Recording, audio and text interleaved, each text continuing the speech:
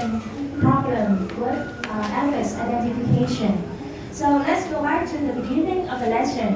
What do you know about affix?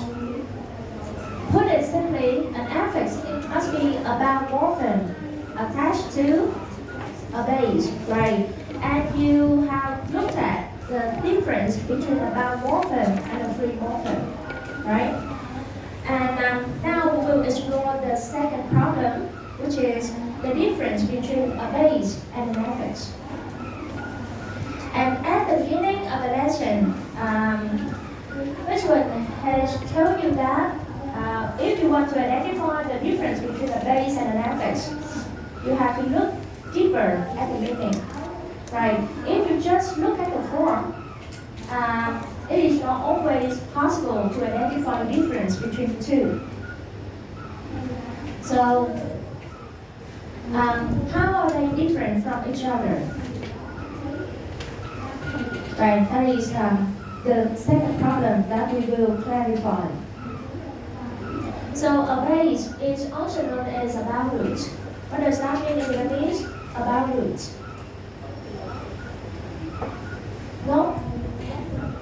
Gốc kết hợp, chứ không phải kết dính ha. Gốc kết hợp, right. But root exactly the part of the word which contains the central meaning, right? For the root.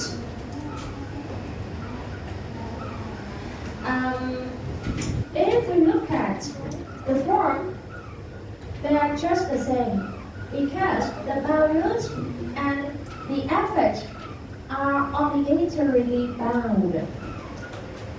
Obligatory must be.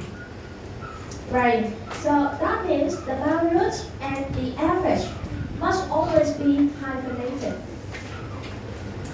Right? They must always follow, come before or come after the hyphen. So if we look at the form, no way to tell the difference between the two. That's why we have to look at the meaning.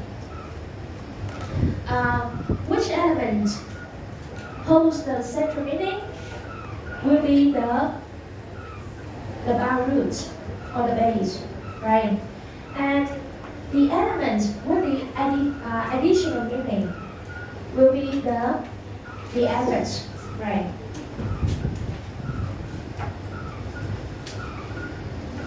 That's why the first conclusion is that the difference between the two elements, the vowel root and an affix, is not always clear to you, obvious, right? Because both of them are hyphenated, right?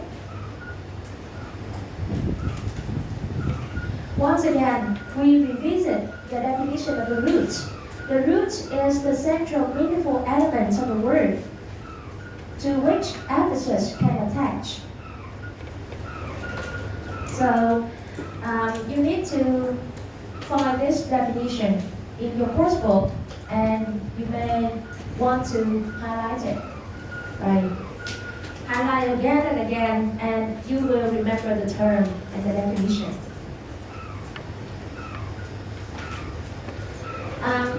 The problem arises when we look at the meaning.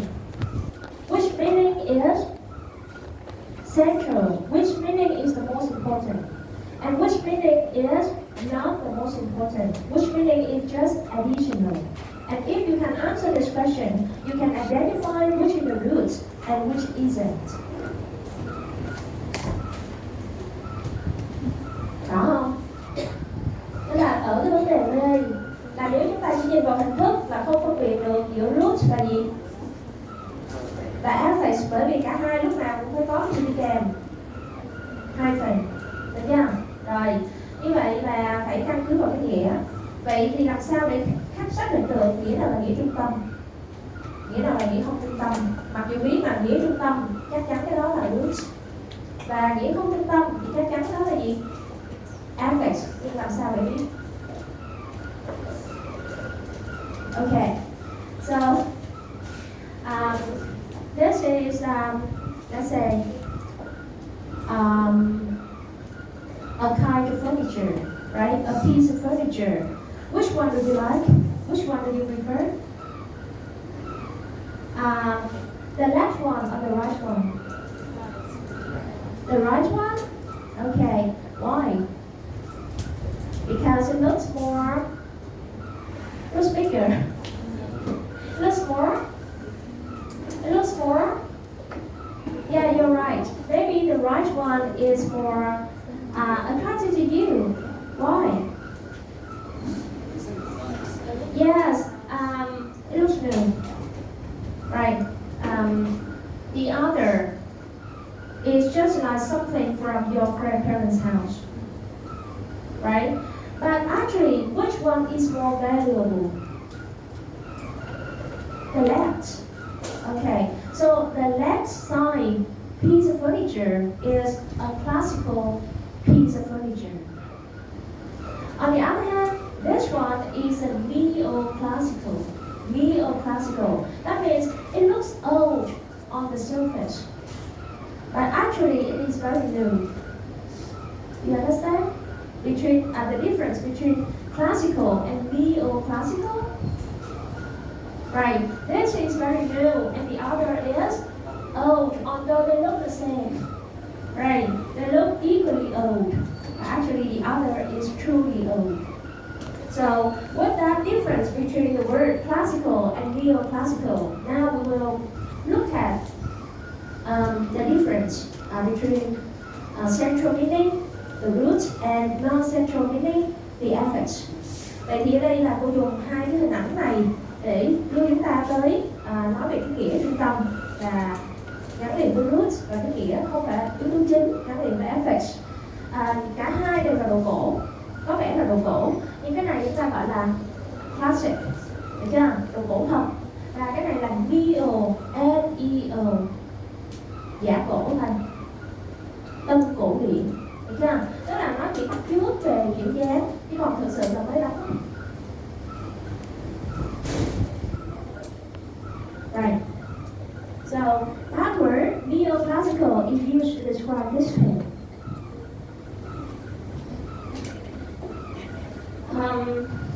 In the English language, it is observed that there is a class of words which is formed based on morphemes. Người ta quan sát trong tiếng Anh có một nhóm từ được hình thành bằng cách ghép các hình vị lại với nhau.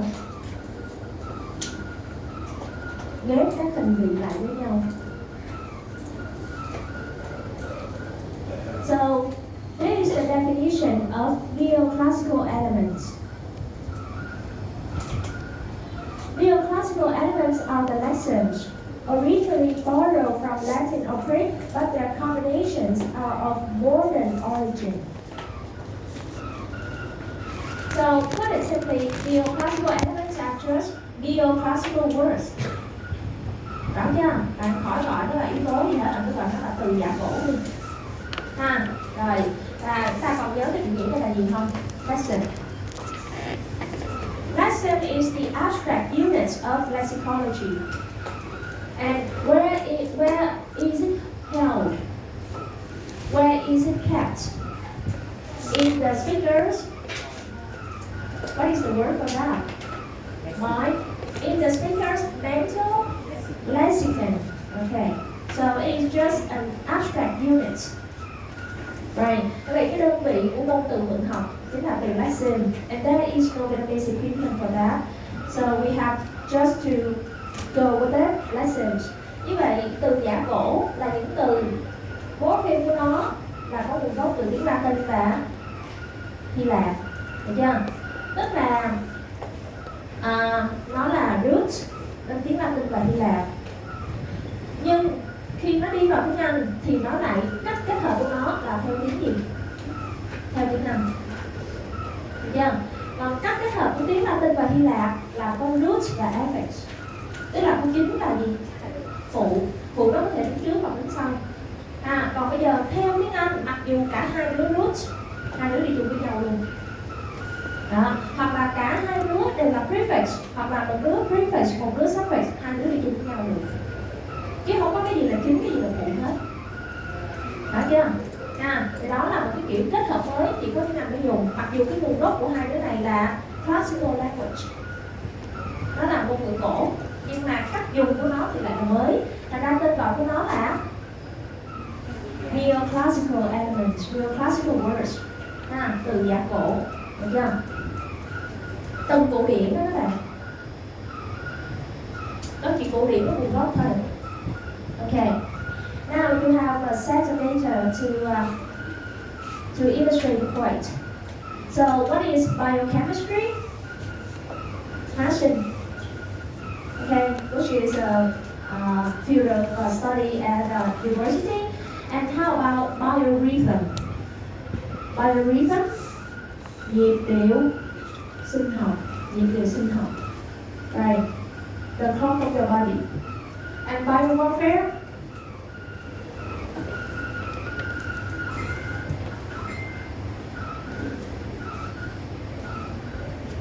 là gì các bạn? Biowarfare, chiến tranh sinh học. Biowarfare. No need to use mortal weapon to kill people, right? You can use toxic gas, dùng khí độc, thế là có thể làm cho cả một thành phố tan vỡ, chết hết. Chiến tranh sinh học. The word photograph is very similar. Is very familiar to you, alright? You know what it means already. How about photoionize? Ion quang hóa. Ion quang hóa, which is a term. Nó là một thuật ngữ đấy ha. And photo analysis, phân tích ảnh, like this.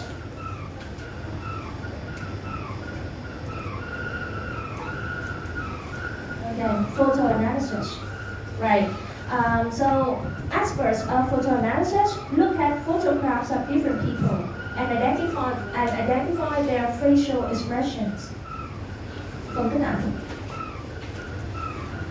How about C? What is geology? Môn địa gì? Địa chất. Geography là địa lý, đúng không? Geology địa chất. Đó là nghiên cứu về tính chất của đất, còn geography là chỉ nghiên cứu cái phần bề mặt của đất thôi, thì là địa lý. Còn tính chất của đất thì gọi là địa chất. And then biology. One of my nightmare at high school. Phải không? Hồi xưa cô rất là sợ môn này ha, định luật là di truyền hạt đậu này nọ đấy. Finally, neurology. Môn gì? Thần kinh học. Right. And now pay attention to the elements in bold time. Bio, what else? Photo and logi. Chữ photo ở đây cô không phải là viết tắt, nó không phải là truncation của photograph. Và photo đây là một tiền tố và nó có nghĩa là quang, ánh sáng. Yeah, bio means life. And logi means scientific study of. Và tất cả những cái từ tự nhiên này ở vị trí của bio, photo thì nó lại là gì? Prefix. Vị trí của logi là gì? Suffix, phải không? Rồi, nhưng mà nó có phải là một từ tiếng Anh bình thường không? Rồi chúng ta thử lấy một từ gốc cụ thể ra ha. Đó, lấy từ biology. So there are two morphemes in this word, the prefix bio and the suffix logi, and there is no root. So their formation is really unusual. That's why they cannot be called a complex word. It must be considered as a compound. It must be considered as a compound. And because of their Latin and Greek origin, they are also known as neoclassical words. Hai yếu tố này ghép lại không phải là theo quá trình annexation, là theo gì? Annexation là theo gì? Phụ tố, mà thực sự đây là compounding. Là quá trình gì? Ghép từ, ghép yếu tố lại với nhau. Và bởi vì nguồn gốc của những cái kết hợp này là đến từ ngôn ngữ cổ, cho nên cái từ này được gọi bằng cái tên chính xác là neoclassical. Còn cái quá trình hình thành từ này là compounding, chứ không phải là annexation, không phải là thêm phụ tố mà là ghép yếu tố vào ha. So is the conclusion for you. All the nice words here are considered as compounds, not derivatives. Và bởi vì nó không hình thành từ việc thêm phụ tố, cho nên chúng ta không gọi nó là derivatives. Tức là không gọi nó là từ gì? Từ phái sinh, mà phải gọi nó là compounds. Okay, and don't be confused between the two words. When you use compounding, that means you are describing the process. And when you use the word compound, that means you are looking at a specific word. Rõ chưa? Từ compounding là mô tả quá trình, sự hình thành. Còn từ ghép thì ta chỉ dùng từ ngữ gì thôi? Compound, nhớ ha?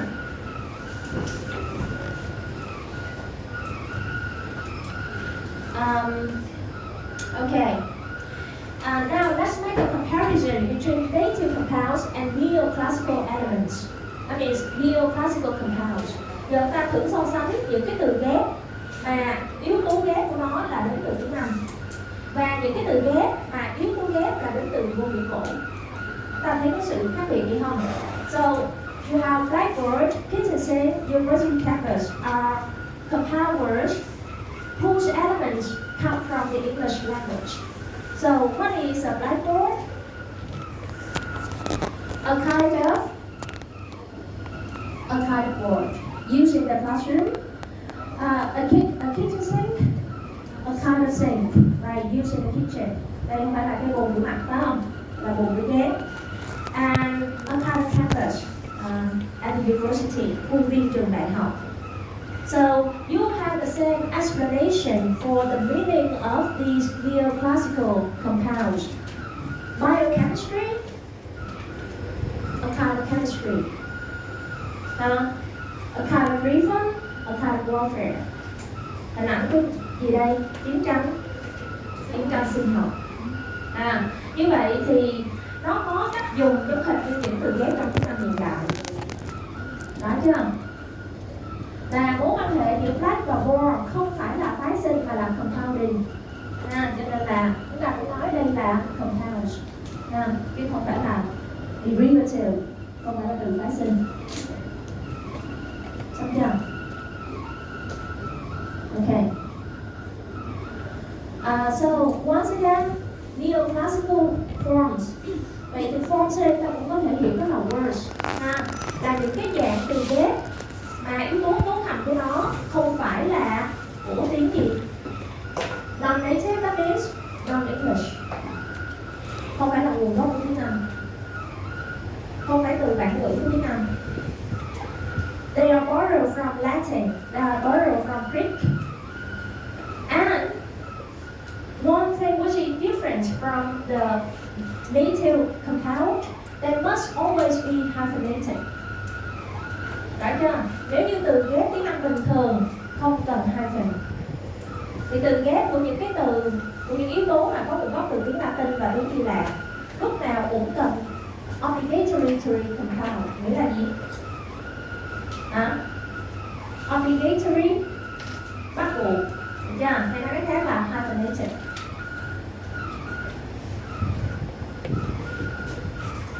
Vậy thì quay trở lại đã bạn có thuộc nghĩa. Bạn quen thuộc bio là sống ha. Rồi logic, scientific study of. Geo, earth, for example. And I will give further exercises for you on this, on LMS. Right, so put it simply, neoclassical forms are just combining forms. Nó chỉ là dạng từ ghép vào thôi. Mặc dù có dấu gì đó bạn, có dấu hyphen nhưng không gọi là từ phái sinh. Right. So the conclusion for neoclassical formations, những cái quá trình tạo từ ghép mà nguồn gốc của nó là đến từ tiếng Hàn, Latin và tiếng Hy Lạp như vậy, tạo ra một cái từ và từ đó nên được xem là một compound, không được xem là kết quả của sự thêm phụ tố, hay nói cách khác là không gọi nó là complex, không gọi nó là derivative.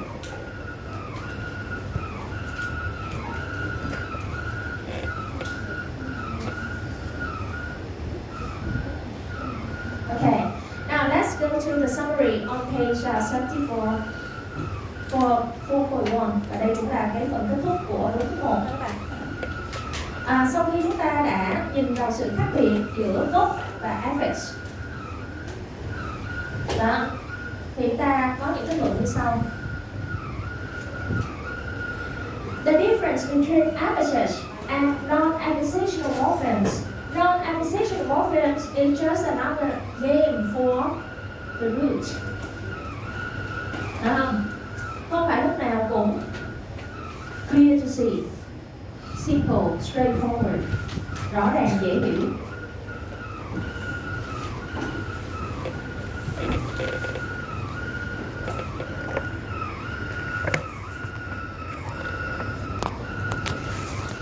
So, when we look at a word, that word can be an affix word or that word can be a compounded word. Một từ đa hình có thể là, trong từ đa hình đó có cái gì? Có root và gì? Có root và gì? Phụ tố. Đúng rồi. Một từ đa hình cũng có thể là chỉ có root và root. Những yếu tố đó ngang hàng kết hợp lại với nhau, chứ không phải là chính phụ nữa, mà là hai cái ngang hàng với nhau, gọi là compounded.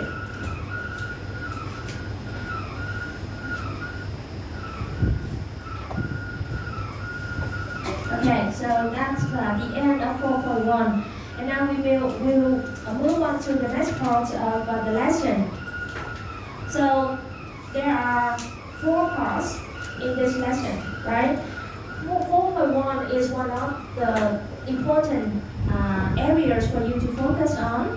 4.2 is not so important, but it is quite complicated.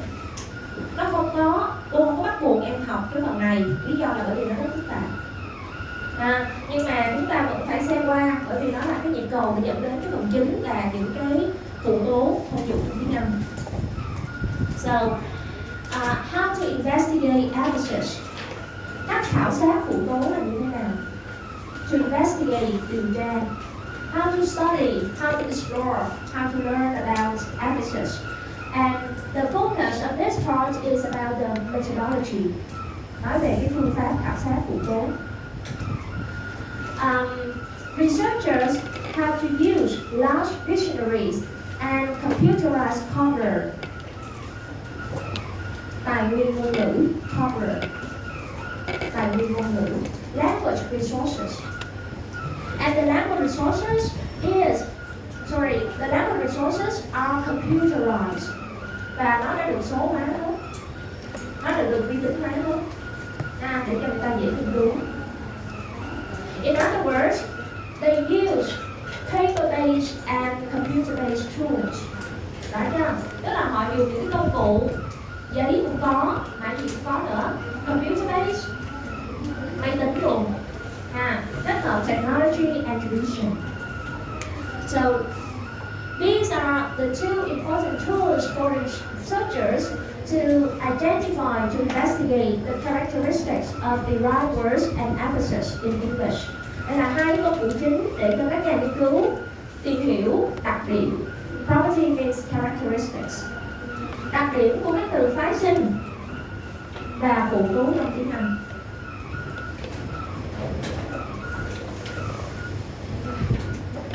Right. And now we will focus on the 2 main areas. 1. How can words be extracted from those sources? Những danh sách từ được trích xuất, to extract. Đối với tinh học thì gọi là trích xuất. Còn đối với sinh học thì gọi là chiết xuất. Được chưa? Chiết xuất, ví dụ chiết xuất tinh dầu. Còn dữ liệu thì là gọi là trích xuất. Được chưa?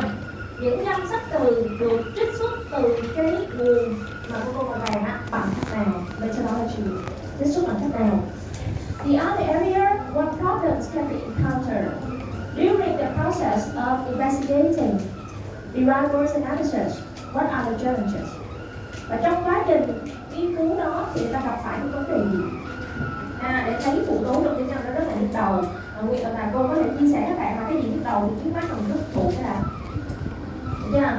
Cách đơn giản hóa vấn đề đó, ngày nào đó khi cái ngôn ngữ, khi cái kiến thức của mình nó ổn rồi thì dần dần mình sẽ hiểu, và trước mắt là mình rất học thuộc. Right. These two areas are considered as important aspects of empirical research on application. Ở đây là hai cái khía cạnh quan trọng trong nghiên cứu thực địa.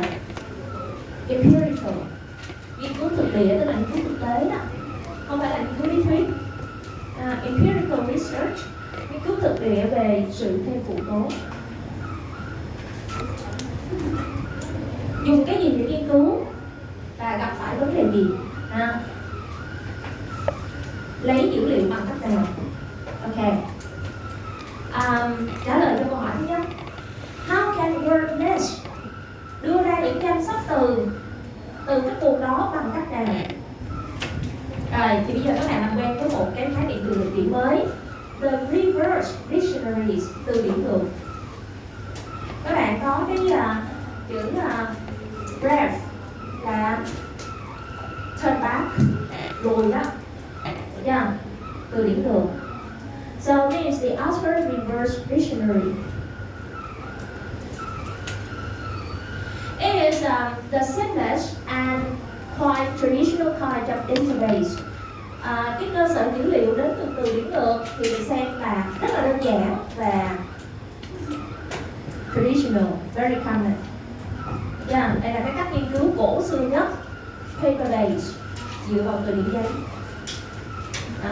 Mà tại sao dùng từ điển ngược? Từ điển các bạn đang dùng là từ điển gì? Bình thường, được chưa? The conventional dictionary, từ điển bình thường, trong đó tất cả các chữ cái đều phải đọc theo thứ tự từ trái sang phải, hay là từ phải sang trái. Chỉ có một từ. Chúng ta làm quen với một cái từ nữa nha. Word entry. Một từ được giải thích trong từ điển được gọi là một word entry. Một từ. Phải chưa? Và các mục từ trong từ điển là được liệt kê theo,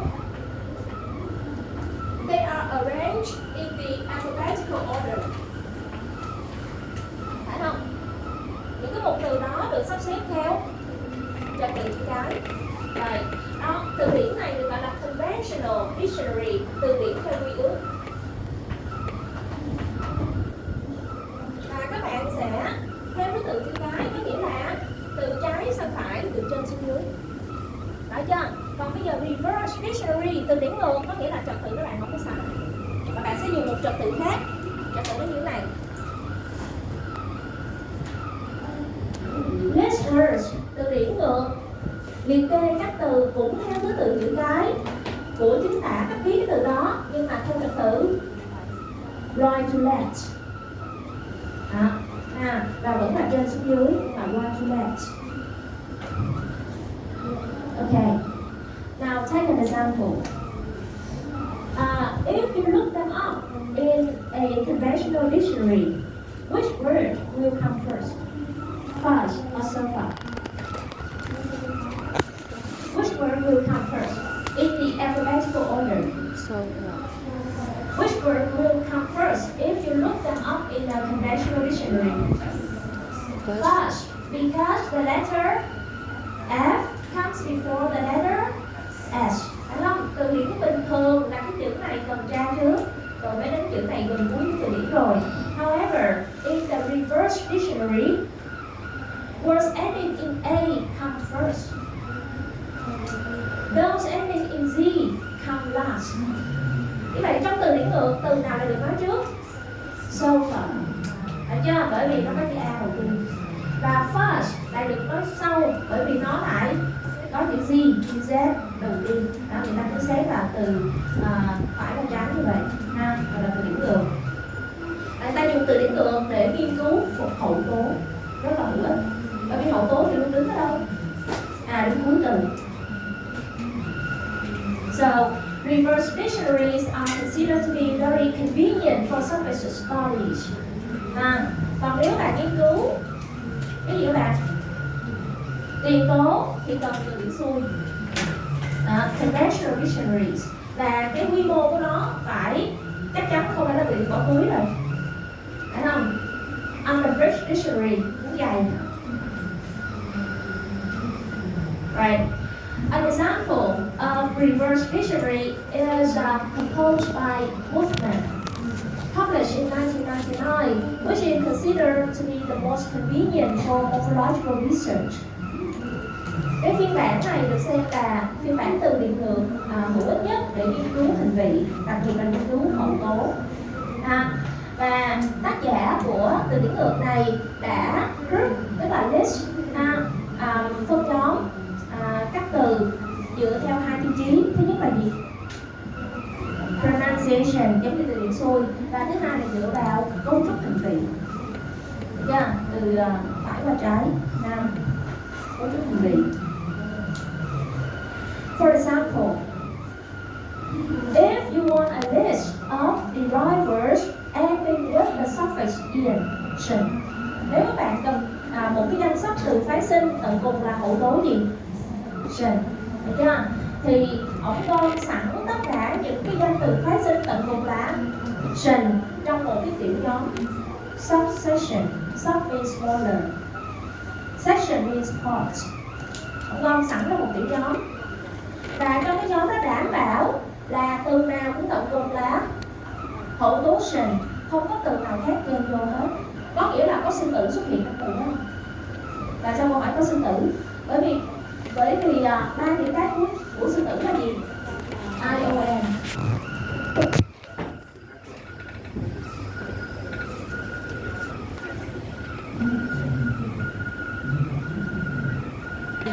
Tại sao không ai đi sư tử? Bởi vì nó vẫn tận cùng ba chữ cái gì? ION, nhưng nó có nằm trong cái nhóm này không? Chắc chắn là không, bởi vì nó không phải là một tố. Words ending in the same string of letters, những từ có cùng chuỗi chữ cái tương tự, chẳng hạn lion, thì nó xuất hiện trong một cái subsection khác, không có đang xen cái nhóm này. Như vậy cái danh sách từ này là rất là ổn. Nó có hậu tố hẳn hoi, version. Okay, so once again, reverse dictionaries are considered to be practical for analyzing of word formation patterns. Vậy từ điển ngược là một cách rất là hữu dụng để phân tích cấu tạo từ, nhất là khi nhìn vào hậu tố. However, what is the disadvantage? Nó chỉ tốt về cấu trúc hình vị thôi, còn những yếu tố khác không có. The reverse dictionaries just focus only on word forms without additional information on the forms, including the meaning, the first attestation, and the usage. Nó có nghĩa là gì? Nó được chứng nhận lần đầu tiên khi nào? Tức là ai dùng nó? Được chưa? Và người ta dùng nó như thế nào? Những thông tin đó không có. Rồi, và một cái bất lợi thứ hai, it's quite limited, right? Comparatively small size. Nếu như từ điển Oxford 500.000